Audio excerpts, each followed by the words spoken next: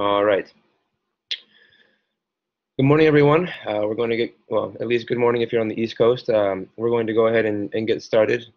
Welcome to the fall webinar for the Globalization and Education Special Interest Group of the Comparative and International Education Society.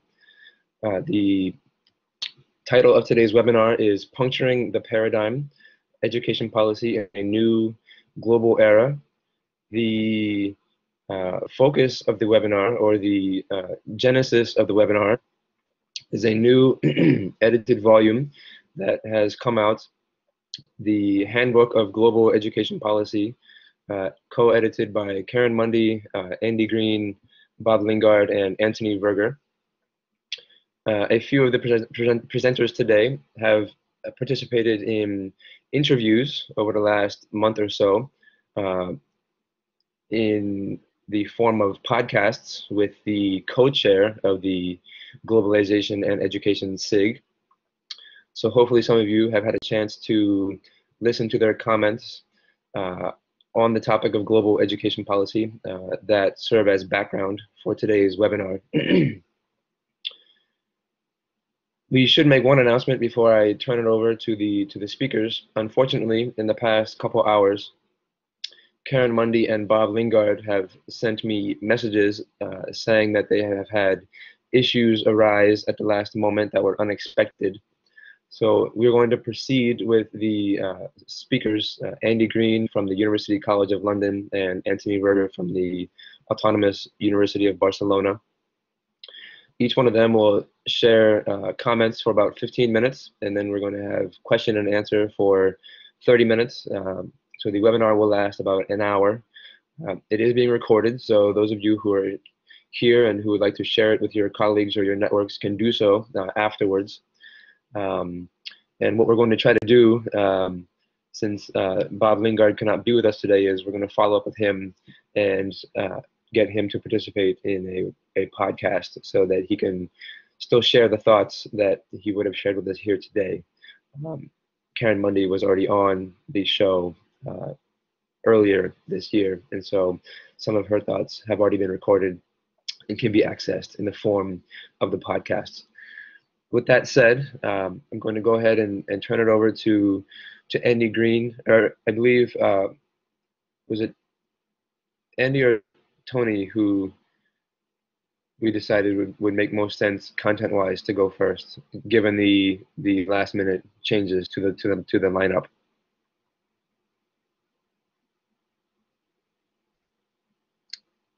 Tony? Yeah, I think that we said I could first.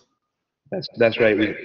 We changed it given the last-minute modifications. So with that said, I'm going to go ahead and turn it over to Anthony Verger. Thank you, Brent, and well, good morning, good afternoon, or good evening, everyone, according to where you are. As Brent said, this is the book that brings us together today. This is the Handbook of Global Education Policy that I co-edited together with Karen Mundy, Andy Green, and Bob Lingard. I will focus on the chapter I produced for this book, but first I would like to introduce more generally that there are different chapters in this book. This is a handbook with 40 contributions from outstanding scholars that really look at how globalization and economic globalization in particular is really challenging education policy, is creating new problems that education policy is supposed to address.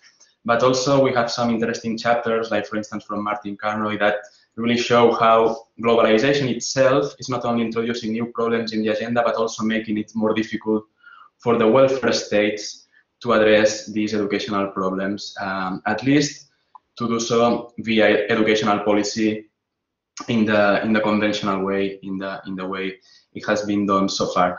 However, in my chapter, I will rather focus on another important effect of globalization, but in this case, it's more about the challenges that globalization is putting in comparative education and in global education policy studies as such. So what we are witnessing, and I think that the fact that for the first time we have a handbook on global education policy with this type of title, is that we are in the phase in front of an emerging and upcoming field of studies. However, there are still some gaps in this field of studies that, in a way or the other, I try to address in my chapter. So on the one hand, we find that in global education policy studies, there's a lot of research on, a lot of scholars have been researching and especially theorizing about what is the nature of the relationship between globalization and education, and about what are the drivers of global education policy. So here we have world society theory, the global structure agenda for education from Roger Dale, and other macro theories that have really tried to deal with this macro debate of the relationship between globalization, the state, and education. Of course, Andy Green's work also has been looking at this from this macro perspective. And then I think that there is now a very important current of studies that is looking at the other side of the coin. So how these global education policy agendas, how these global programs are being recontextualized at the national level, how national policymakers, national stakeholders are making sense of these global agendas, are interpreting them, translating them into their regulatory frameworks and everyday educational practices. However, what I argue is that there is no so much empirical research in the middle of these two extremes. So something is happening between global agenda setting and recontextualization. And I argue that more research is necessary on what I call in the chapter policy adoption. So why national policymakers engage with global education agendas, and under what circumstances they do so, whether they do it in a more free way, in a more volunteer way, under coercion, persuasion from international players, and so on. So I think that this is a very also complicated area of research, but in any case is under research. I also argue in the paper that in the most predominant approaches to global education policy and policy transfer in particular, there is this assumption that globalization is driving toward policy convergence, so that we are in a global education policy field in which there is like some sort of isomorphism between national education systems going on. And well, I want also to challenge this assumption of globalization mechanically conducing to policy convergence.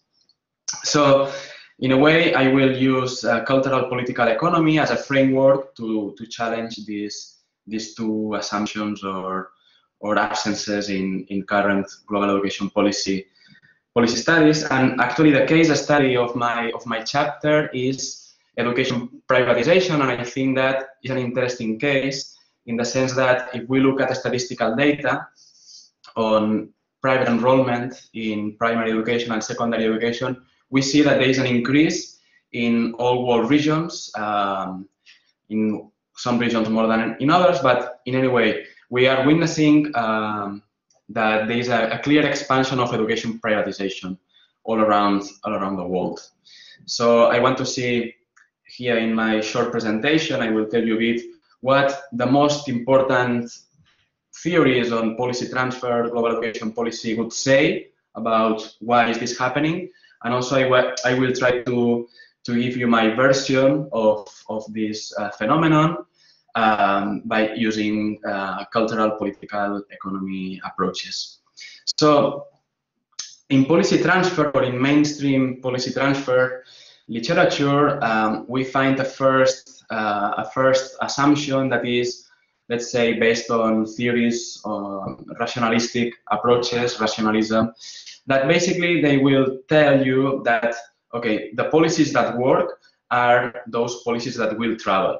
So if a school autonomy, if a school accountability, if privatization are policies that work, then it makes sense that more and more countries will be willing to engage with this policy agenda. So there is an assumption in rationalism that national decision makers, policy makers, politicians are, let's say, rational agents that in the face of different problems, they will look for the most optimal policy solution. Usually in a more internationalized policy space, they will look for different experiences, different national educational systems, and they will try to import those policy solutions that probably will fit better in their environment.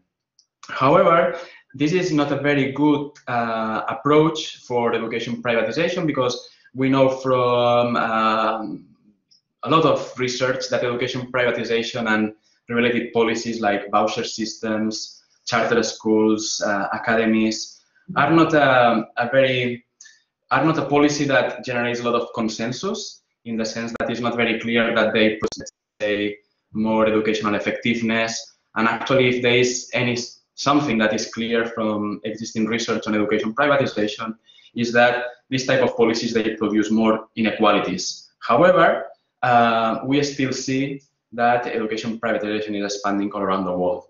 I think that as a response to rationalism, the world culture theory, that is another of the big theories, provides with an alternative that I think that is important also to explore, and I explore it in my chapter. So in a way, world culture theory or world society theory, it depends on who is using these labels, are skeptical of what is the rationalistic approach to policy transfer.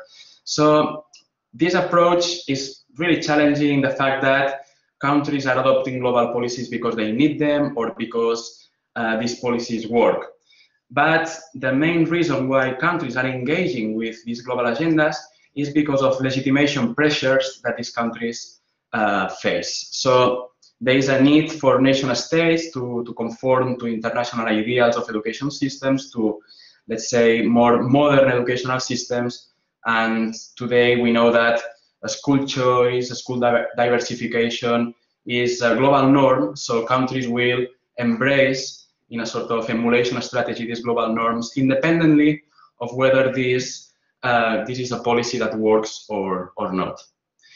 I think this is a valid point. However, world culture theory is not complete enough to provide with, let's say, a more complex analysis of what are the interscalar dynamics between the global and the local.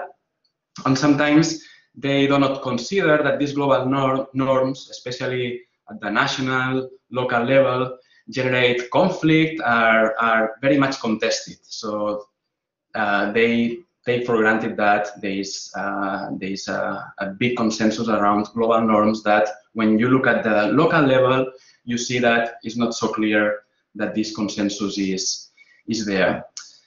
So this is why in the chapter I use cultural political economy to respond to this question of why education privatization is spreading and how. So very broadly speaking, cultural political economy is an approach that is, I would say, that is more an ontological approach, in the sense that it's trying to say that in all institutional transformations, education reforms, there is an interaction between cultural, political, and economic factors. And in the version that I use in the chapter from Bob Jessop, I highlight the fact that cultural political economy forces us as researchers to unpack policy processes in different moments. And these moments are what Bob Jessop calls the moment of variation, the moment of selection, and the moment of retention. So in this sense, cultural political economy is not only an ontological framework, is also a very useful heuristic framework that helps us to identify useful categories in educational reform. So when he talks about variation, mostly refers to these windows of opportunity for educational reform. So what are the contingent emergencies of new practices? Like in some countries, there is a visa shock In other countries, there are external pressures from international organizations, or in other countries, there is an internal dissatisfaction from public opinion with educational systems. So there is always a reason for promoting an educational reform, that is this moment of variation. After variation happens, there is the moment of selection. That is when the key stakeholders and the government in particular are going to select some of the policy solutions that are probably, according to them, most appropriate to address the challenges in question. And usually political ideology, but also economic, administrative viability are very important variables to understand why some policies are selected and others are not selected and somehow are rejected. And finally, there is the moment of retention. And I think that this is important, and here is where the political economy approach is more important, because sometimes there are governments that they select some policies or they want to promote some reforms, but these reforms are not retained because of the political architecture or the political struggles that prevail in particular contexts. So, as I said before, if we look at the statistical data on private school enrollment, there is this clear temptation to really say, okay, there is a convergence about education privatization all around the world. But after applying this CPE, cultural political approach, to what's going on in different countries, according to the literature, we observe that there are actually multiple policy trajectories that reflect how and why education privatization happens. And in a way, this is a work that in the handbook chapter I defined the framework, but I could develop later on in this book I did with Clara Fondevila and Adrián Zancajo on actually is a systematic review of all the political economy literature on educational privatization. And in this book, we observe that there are different trajectories, different paths toward education privatization. So there is one path that is the most well-known, that is the neoliberal path toward education privatization promoted in the 80s in Chile and in the UK, where education privatization was a radical state sector reform in the sense that it changed drastically what is the role of the state in education. But this is only one of the ways education privatization is happening. If we go to other countries with a history of Catholic or Protestant schools in education delivery, we find that they are what we call historical public-private partnerships, that they don't follow the same rationale of the neoliberal reforms. Actually, most of these public-private partnerships were adopted in countries like the Netherlands, Belgium, Argentina, much before than the neoliberal agenda became hegemonic. Then we have a third trajectory that we call scaling up privatization. That is how school choice reforms are advancing in not in a very linear way, but as a back and forth dynamic, especially in countries that have a federal regime and are very much decentralized, like the US, but also Canada, Brazil, Colombia.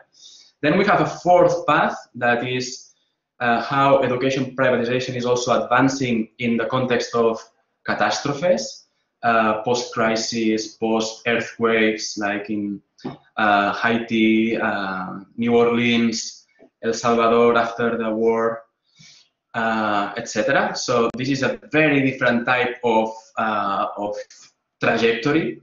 In a way, the catastrophe is used as a window of opportunity for market reformers to advance privatization reforms.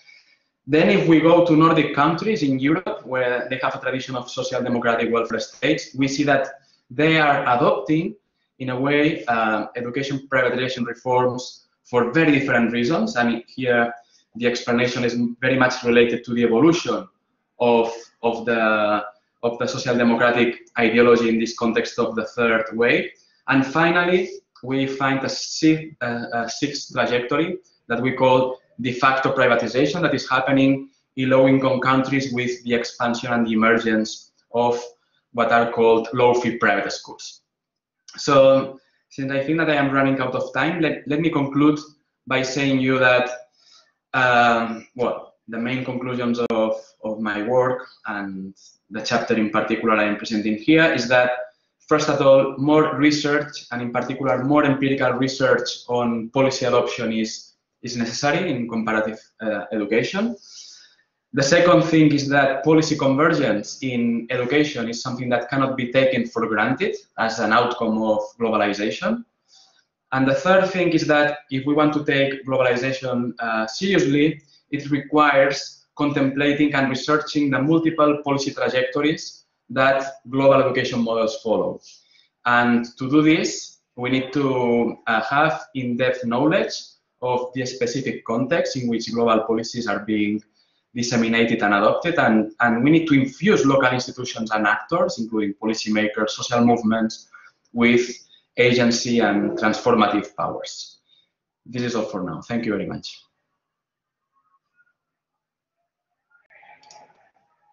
Thank you very much, Tony. Thank you for setting the stage, giving some overview of some general theories and different reasons and trajectories, specifically with regard to privatization. With that in mind, let's turn now to Andy Green from the University College London, who will build on his previous comments in the podcast on social cohesion as a global education policy. So Andy, thank you for joining us, and I will now turn it over to you.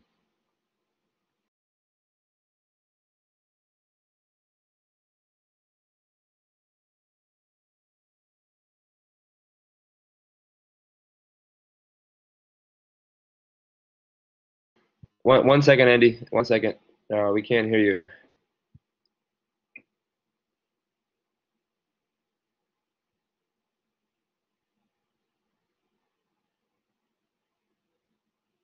Andy? Still there, Sam?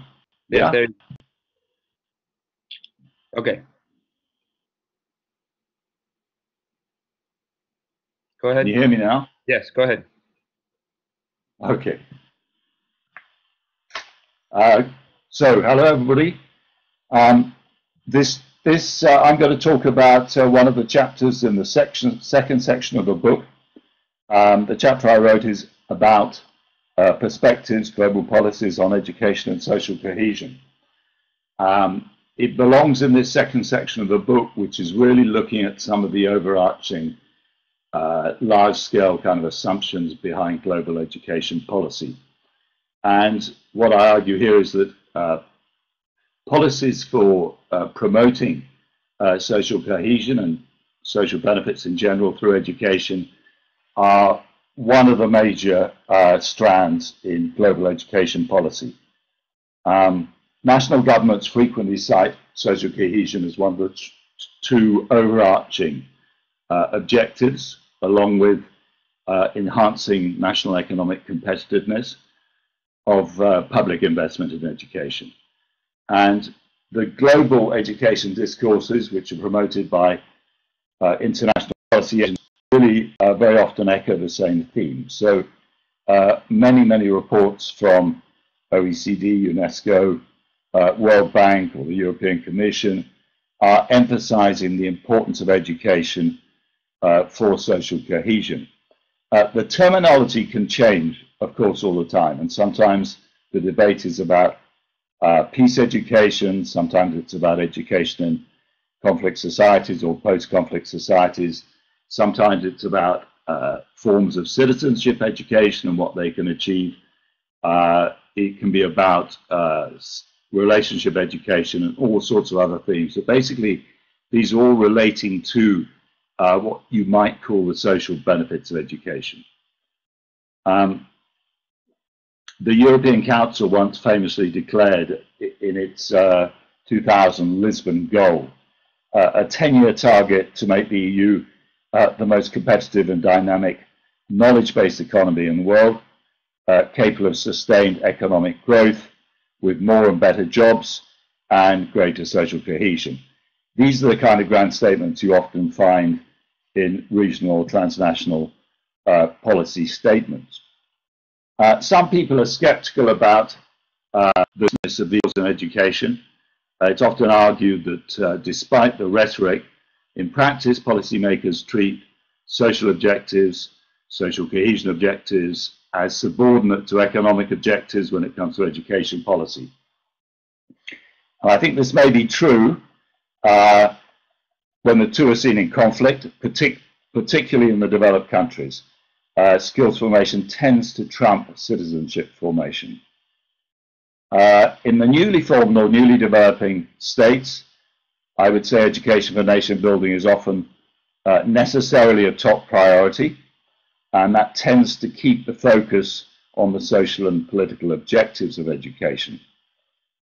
But for all that, I think it's fair to say that countries do generally take the issues seriously, because education is associated at the individual level with many positive social outcomes, including better health and well-being, political and civic engagement, more voting, and so on and so forth.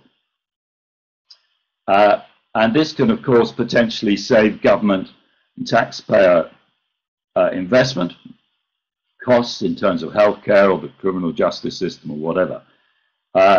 Hence the enthusiasm of a lot of policymakers, certainly in my country, in the United Kingdom, for monetarizing the social benefits of learning. That's to say, actually calculating how much the taxpayer is saved in costs for healthcare, say, by people being better educated. It is fair to say that social goals are amongst the main goals in global education policy. Exactly what policies are promoted to achieve these may vary, but the overall objective is pretty much shared in global policy organizations. The problem, I think, with much of the global policy on education and social benefits and social cohesion generally, is that it's not really clear if it works, and if so, how it works. And if you don't know how it's working, it's very difficult to specify effective policies which will really make a difference at the societal level. For most policymakers, I think the analysis of education and social outcomes starts from the evidence on the benefits of education to individuals. So the studies in various countries demonstrate that more educated people tend to show levels of social and political trust, higher levels of civic and political engagement, of democratic values and tolerance, and to be less prone to commit acts of violent crime. These have all been shown to be true in cross-country analyses and for specific countries, given certain other contextual effects. The problem for analysis is that we don't really know much about whether individual effects associated with education translate into societal benefits. So, for instance, in many developed countries, education levels have been rising at the same time as levels of tolerance, trust, and in political engagement have been in decline. So the question is, how do we, what do we know about the mechanism by which benefits deriving from education to individuals, how these aggregate into societal benefits, or indeed if they do so at all.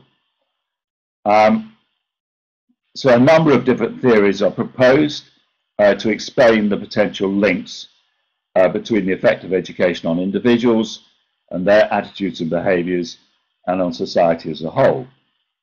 They generally involve stipulating a pathway or mechanism through which learning affects individuals, and then an aggregation mechanism through which individual effects translate into societal effects. And you can characterize these generally as absolute direct effects, positional effects, and distributional effects. So absolute effects would occur where learning impacts on individual attitudes and behaviors directly, without being mediated by other factors, for instance, future employment, and when the impact of education on an individual is not affected by his or her education level relative to other people's education levels. So it's an absolute effect. So a number of writers would argue that the relationship between education and tolerance takes this form because education increases knowledge and cognitive ability. So more educated individuals are said to acquire a greater breadth of knowledge and understanding of the diversity of human conditions, which makes them more sympathetic to different lifestyles and beliefs. They're also said to acquire higher cognitive abilities, for instance, in sifting information and evaluating arguments, so that they can see through false stereotypes and irrational prejudices. The problem, though, is that tolerance, for instance, is declining in many countries when education levels are rising. Now, this is not necessarily because education isn't having any effect. It may be because other contextual factors are overwhelming or counteracting the positive effects of education. The second aggregation mechanism that is discussed in the research is called the positional effect or relational effects. So in this scenario, the effects of education are positional and may not translate into societal effect at all. And this is because it is an individual's level of education relative to others that matters, and not his or her level of education in itself. So there's a famous study in the US by Nye and others, which uses this theory to explain why levels of political engagement in the US are declining at the same time as education levels are rising. So that young people are less inclined to vote, they're less politically engaged in various ways than older generations, even though they are considerably better educated in terms of years of schooling. And the argument that's put forward here is that the activities which constitute political engagement are essentially competitive and zero-sum. So access to political influence depends on what the authors call network centrality. And network centrality is largely determined by educational status, which is in turn influenced by educational levels. But because education acts primarily as a sorting mechanism, it is not your absolute level of education which determines your occupational status so much as your level of education relative to other people. So where you have positional effects rather than absolute effects, you can't be sure that individual social benefits from education will aggregate socially at all. It will depend on relative effects between different people. The third type of mechanism that is discussed in the literature is referred to as distributional effects.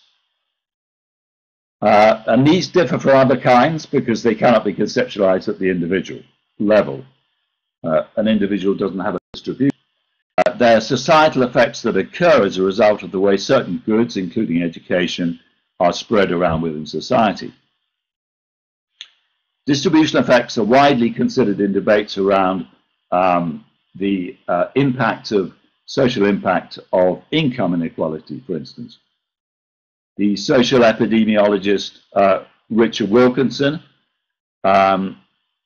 argues, for instance, that income inequality is associated across countries with a wide range of negative social outcomes in relation to public health, life expectancy, obesity, child well-being, as well as social trust, political engagement, social mobility and crime. Now, there's been a lot of debate about whether these associations imply causal relationships, but Wilkinson himself puts forward some compelling psychodynamic social arguments as to why inequality may affect individuals in ways that lead to negative societal outcomes. For instance, high levels of income inequality generate various kinds of high-stakes competition, which can become a source of conflict and stress and anxiety for individuals. And this in turn can lead to negative health, attitudinal, and behavioral outcomes. You can make the same case for a distributional effect in terms of skills and education. It can be used to explain the negative association which exists across countries between skills inequality and social trust, for instance. Skills inequality may have a distributional effect on societal outcomes through income inequality, which it influences, but it may also have independent effects through similar mechanisms as have been postulated by Wilkinson for income equality. So skills inequality may, for instance, engender greater social distance between groups of individuals, and it may also raise levels of anxiety and stress as a result of more intense competition, high-stakes competition for jobs and so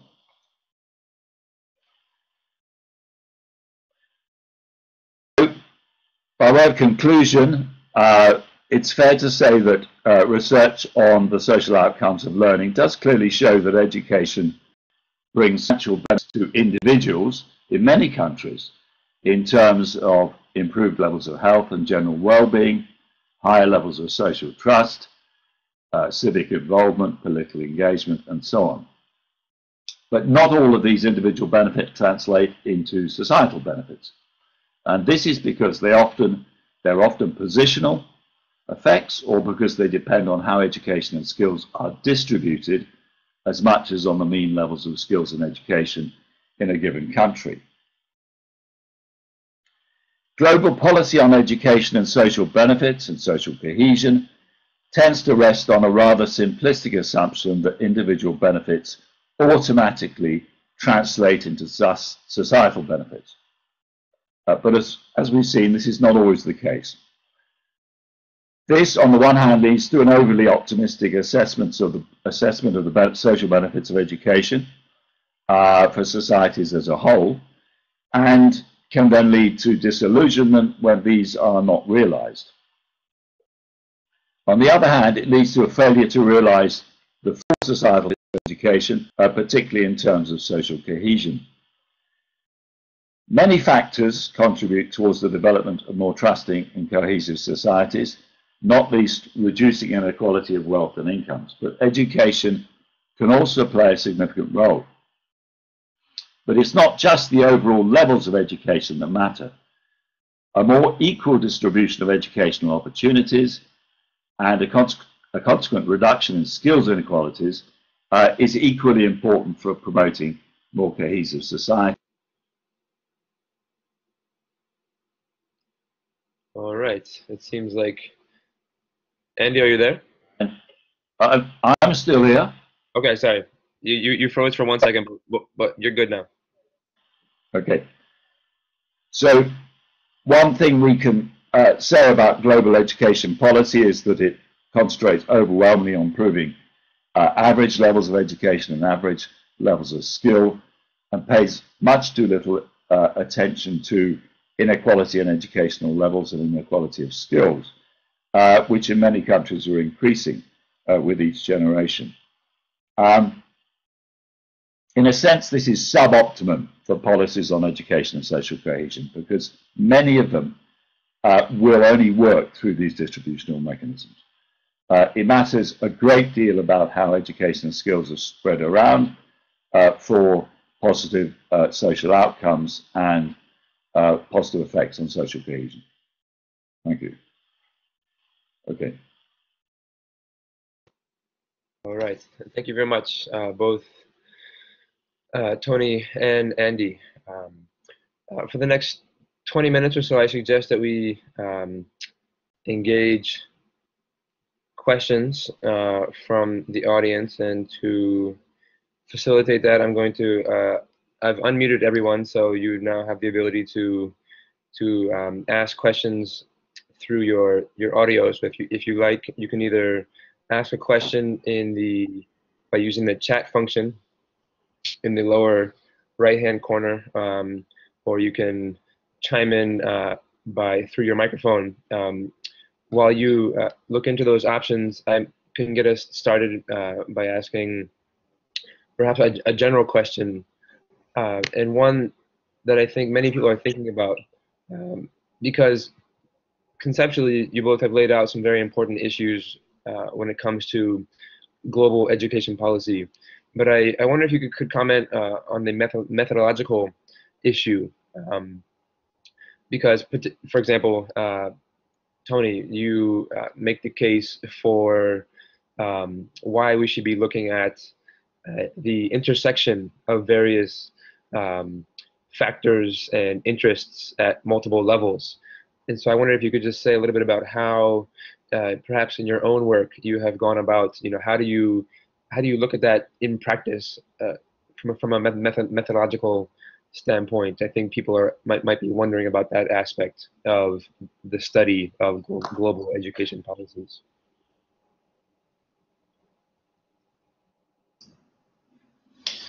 Okay, thank you, Brent, for your question. Yeah, I think that methodology is not only about what are the methods, also about what is our theory about what methods are more useful in different settings. And I think that in a global education policy field, and I think that this is something that Andy has also elaborated, but also Roger Day, Susan Robertson, we have to go beyond methodological nationalism, methodological statism, methodological educationism. So we have to try to build, let's say, research designs where we contemplate that there are actors operating at different scales that are influencing the educational policy process. Also that there are non-state actors, this would be the challenge of methodological statism, that are more and more influential in education policy. Usually, maybe they don't take the final decisions, but we have a lot of philanthropic organizations, consultancy firms, and other non-state actors, social movement that are setting educational agendas. And also when we talk about how to challenge educationism, which I think this is usually a big issue in comparative education, we have to look at factors that are beyond the educational field that are affecting how and why education policy happen. So say this, I think that there are different tools and analytical tools and methodological techniques that can be useful. And I think that, of course, doing interviews is very important with different stakeholders, especially because there is a lot of data on the policy process that is not published. So we need to produce this data ourselves.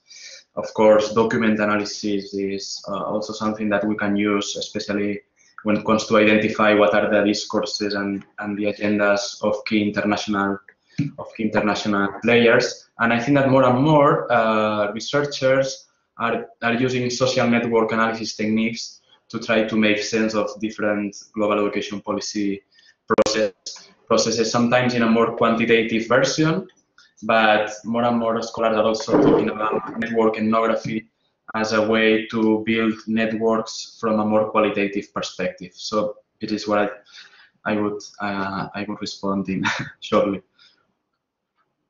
Can I add to that? Can you hear me? Yes.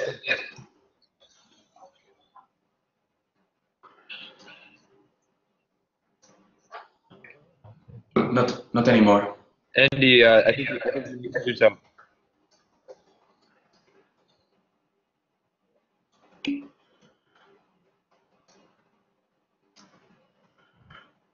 Hello? Yes, there you go. Okay. I would agree with Tony entirely about the importance of understanding the context and, of course, qualitative Methods have a lot to contribute towards that, as well as quantitative methods where we have the data. One thing I would just add, though, one of the biggest difficulties, I think, for studies of globalization and education is to distinguish between the global policy rhetorics and what's actually happening on the ground and the effects it's having in different societies. Generally, the global policy rhetorics, and of course there are very powerful rhetorics which are being promoted by very powerful organizations. Generally speaking, they will find a great deal more policy convergence than you will actually find on the ground. And in many ways, it's a lot easier to analyze global policy through global policy documents because, of course, they're a straightforwardly available source of information. But we do have to distinguish between the arguments and the general vision that are put forward by policy agencies and national, both supranational and national, and the actual policies in use which were adopted by different countries. And that takes you back, in some extent, to what Tony was saying about legitimation. Many governments will use global policy rhetorics to legitimate certain policies they wish to put in practice. But in many cases, the policies they're actually enforcing are quite different, distinct from those advocated by the global policy organizations. I'm very glad you mentioned that. I just want to follow up with a quick question before I introduce the question that was asked by one of the participants. But before we shift gears, one of the things that comes to mind is the issue that some researchers have pointed out, and that is that the same global education policy or the same reform in name can mean different things to different people at different levels and can even look differently even though the same label is applied. And so what does that mean for the concept of global education policy and how we use it and how we theorize it? How do you address that in your work?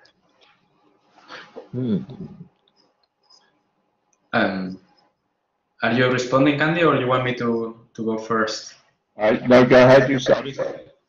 Yeah, I think that actually what you say, Brent, is very important in global education policy studies. So the fact that sometimes there is like a global model, but this global model means different things to different stakeholders, or as Andy was just saying, is being instrumentalized as a way to promote very different policy agendas. So under the label of school autonomy, school-based management, you can be promoting very different agendas, maybe one more market-oriented agendas, or even progressive pedagogies can fit within this type of school autonomy, school-based management label. So I think that is a fascinating stream of research to try to see how, to try to track these multiple translations and interpretations of global education policies, definitely.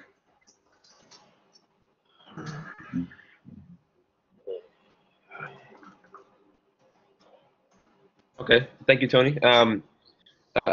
Andy, I just wanted to check in with you to see if you were waiting to respond or if we should move on. I think we should move on to, we've got some questions building up. So. Okay. All right, first I'll turn to Maria's question, and she has a question that relates to both the presentations of both presenters. She's asking about if you could comment on the extent to which privatization strategies are impacting social cohesion and social stratification. And so privatization in education as a global education policy clearly connects to the work of both of you. So Maria is wondering if you could comment on that. Well, I can.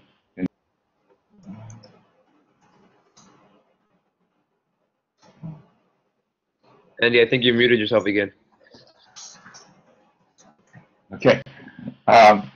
It's probably easier to comment on how privatization policies affect stratification than social cohesion. The evidence is pretty clear on the first of those.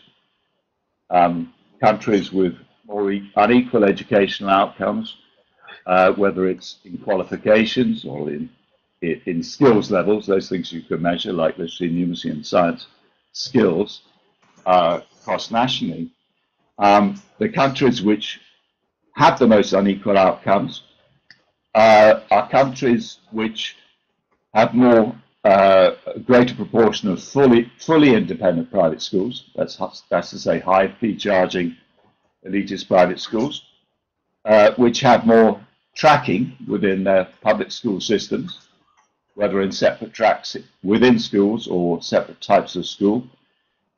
Countries which have less standardization or, how can I say, more differentiation in curricula and pedagogies across schools, and countries which devolve funding to the regional level, which also creates inequalities. So it may be a surprise to see this figure, which the OECD produce based on the PISA studies primarily. And what they say is that in most countries, the level of achievement of a child depends less on their social background than on the school they go to and who they're educated with. And this is due to the effects that different types of schools have on the ethos, aspiration levels, so-called peer effects and school effects. And the countries, and we know this almost certainly from a lot of research, the countries which are most successful in reducing social reproduction or stratification through education are countries where there's relatively little differentiation between schools. So the countries, say, in the OECD, which have the least inequality in educational outcomes, are the Nordic countries still, even though they're becoming more unequal than they used to be. And the main reason why Nordic countries have relatively narrow dispersions of achievement and why they have smaller social gaps in achievement is because there's very little difference between schools and relatively little education choosing is going on, partly because you have dispersed rural communities and there aren't many different schools anyway, partly because you have all through primary, secondary education, there's no break at the end of primary, so parents tend not to send their children to a different school, and partly because school choosing policies just aren't so developed, except perhaps in Swedish cities. So these are outcomes of the way you structure a school system. And one aspect of the structuring of a school system which increases inequalities is undoubtedly private schooling. But it depends what type of private schooling you're talking about. The most damaging, in terms of inequality, the most damaging forms of private schooling are the forms you find mostly in English-speaking countries, but not only, which is where you have fully independent, high fees charging, very elitist schools running alongside the state sector. This is associated with higher levels of inequality. In some countries where you have state-subsidized private schools, which are semi-private schools really, it has much less effect. And that's what you'd be finding in all of the Nordic countries. The private schools are basically part of the state-subsidized education system. All right. Tony, did you have a comment? Yeah, I think that Andy's response was very, very complete. I think that there are some very good pieces of research introducing the gender perspective in the education privatization debate, especially in relation to the low-fee private schools phenomenon, and they show how poor families, when they have to, because they cannot pay fees for all the children, if they have to choose, they usually choose promoting the boy having access to the low-fee private school, which means usually the exclusion from the education system of the daughters of these families. So I think that there are a lot of implications of the expansion of privatization from the perspective of gender. But I also like this question because I think that the gender perspective has not been very mainstreamed in global education policy studies. In our handbook, we have a chapter from Elaine Anterhalter that is titled Gender and Education in the Global Polity. But I would say that is, in general, the gender perspective is not very mainstream.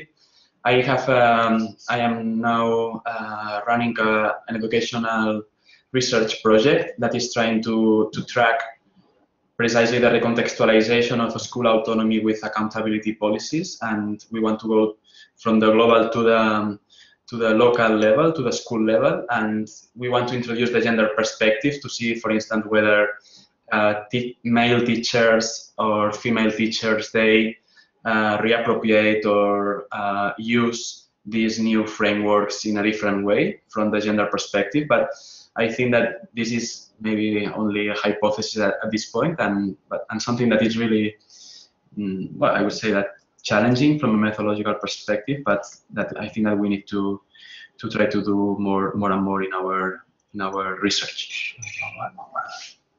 Okay, thank you very much. Ellie, I see that you raised your hand. Are you able to turn on your mic to ask the question, or would you like to type it in the chat box?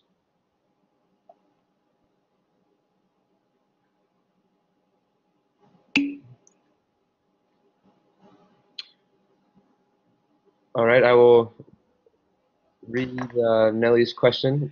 Nellie is asking Tony. She has two comments and one question, as you can see there on the right-hand side if you look at the chat box. Regarding countries in the various paths of policy adoption, I think that Netherlands and Belgium are very different from the case of Argentina. It is important to consider history. In the Netherlands and Belgium, privatization was the result of strategies to satisfy national constituencies along religious lines and linguistic lines. Argentina is a much more recent case of privatization. Second comment. I am not certain I agree with the label Jessup proposes for the third moment of adoption. Why pretension? This does not always fit other cases. Question. Power is an essential part of political economic approaches, with 6 different possible adoption paths. To which extent is power part of the third theory proposed by Tony? Okay, thank you, Nelly, for your questions. I just responded in the chat to what I meant by the third moment. Maybe it was an accent issue, but it's not pretension, it's retention. I wrote that down just to make it clear. So Jessup is talking about retention, not pretension. I think that the first question on Argentina is a very important one, and it's true that Argentina now is going through a second phase of educational privatization, in the sense that actually sort of low-fee private schools are emerging in the periphery, for instance, of Buenos Aires. I have a very good PhD student actually working on this, Mauro Moschetti. It's also true that there are agreements signed in the 50s with the Catholic Church for a public-private partnership arrangement that is really, really similar to the one of the Netherlands and Belgium when it comes to content and to the political context that made this type of PPP emerge. And actually, these low-fee private schools today are emerging in the context of these old, let's say, historical public-private partnerships. I want to highlight that there are more similarities than differences in this case. And of course, power is essential in the cultural political economy approach, but at the same time is challenging when it comes to understand power as an analytical concept, because again, it's not something that you can observe most of the times. Of course, when we talk about a World Bank conditionality in, I don't know, El Salvador, Nicaragua, it's very easy to observe how the power mechanism operates. But in most cases, and I think that more and more, power is a soft form of power, and it works through persuasion and the construction of hegemony. And this is, as I said, much more challenging to capture from a methodological point of view, but theoretically, it's clear that it should be in our research designs. Nelly, I saw you raising, and did you have a follow-up comment?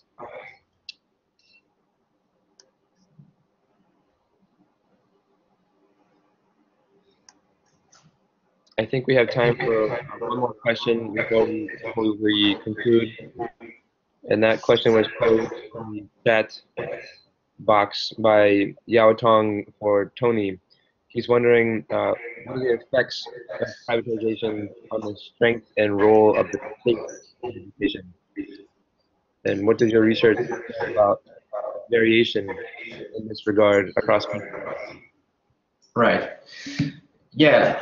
Sometimes is assumed that privatization means that the state will be less powerful in the educational system, but is actually not the case in most cases, especially when we think about privatization in the context of the neoliberal agenda. What's happening is that there is a transformation of the locus of power. So the state is not supposed to be the provider, the direct provider of education anymore, but it holds a lot of power by defining what are the objectives of the education system, what are the legitimate contents of the curriculum. The state usually evaluates through standardized testing the performance of the school. So there are different mechanisms that make the state to be as powerful or even more powerful than before. What is also true is that this is like the flat ontology of the market agenda in education, and there are some states that they have the capacity and let's say the economic and technical capacity to adopt this new role, but there are in other cases that, especially in low-income countries, fragile states, that the state cannot play this role, and privatization de facto means that a more drastic market, not a quasi-market, is being generated. Thanks very much. I think at this point we will go ahead and wrap up. I would like to extend this thank you to both Tony and Andy for joining us today. I want to also express my regrets that Karen Mundy and Bob Lingard could not be with us this morning due to last-minute unforeseen circumstances. So thank you again, Tony and Andy. We really appreciate you engaging with us today.